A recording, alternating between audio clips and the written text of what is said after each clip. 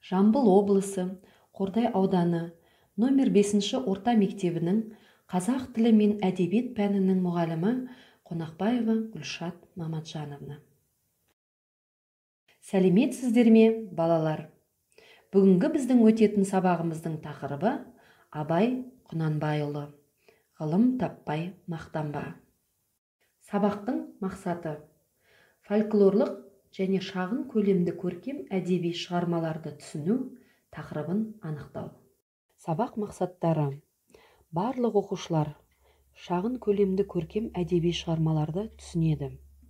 Оқушылардың көбісі шағын көлемді көркем әдеби шығармаларды түсініп, тақырыбын анықтайды.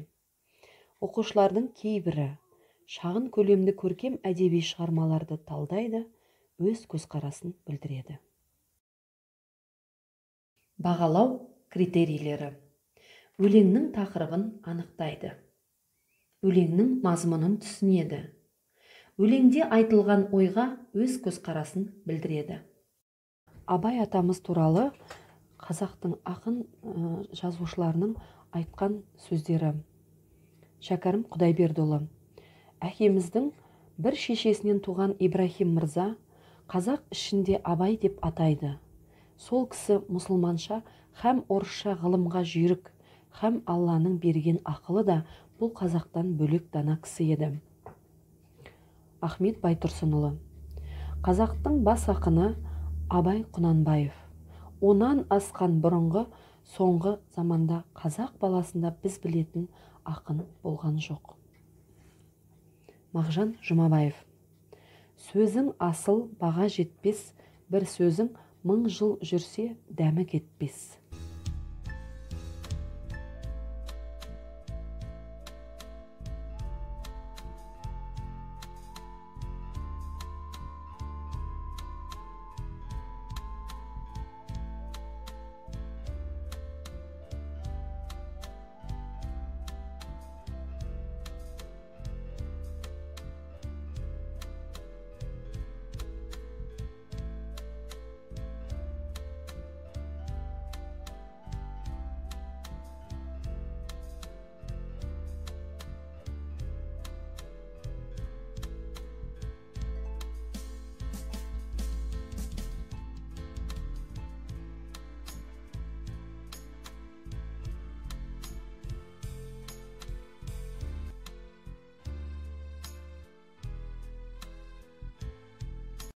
Әлемнің Абайы.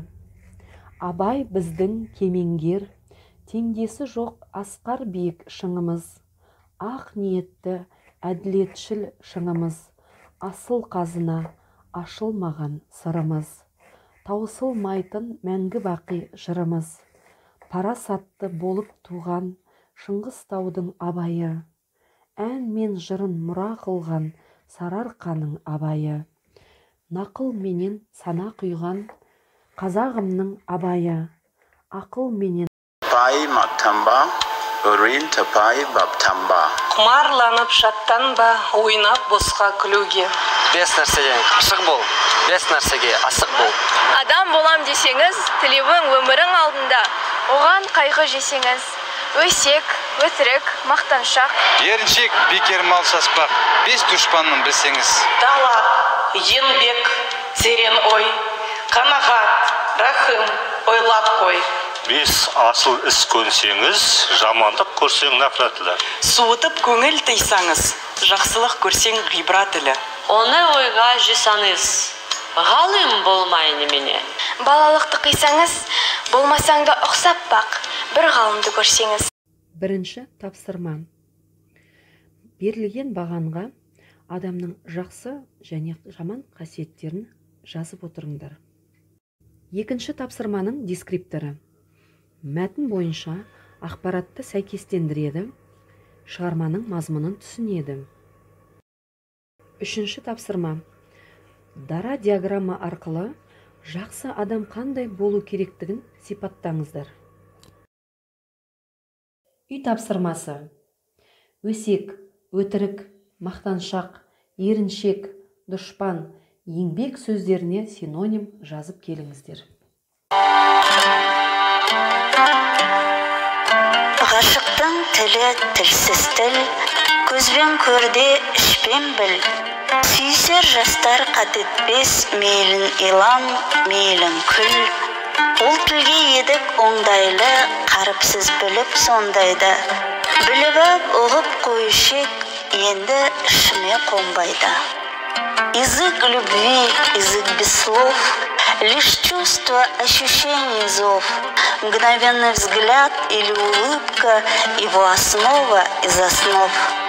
Когда-то с этим языком я был до тонкости знаком, но для меня его значение, увы, давно уж под замком. Der Liebe Sprache braucht kein Wort, nur das Gefühl der Herzensschlag.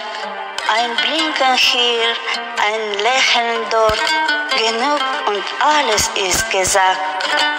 Einst hab ich diese Sprache gut, ja zur Vollkommenheit beherrscht, doch ist für mich im Wörterbuch schon längst wie durch ein Schloss versperrt. Шын хакім сөзін асыл баға жетпес. Бір сөзің мың жыл жүрсе, дәмі кетпес. Қарадан хакім болған сендей жанның, әлемнің құлағынан әні кетпес.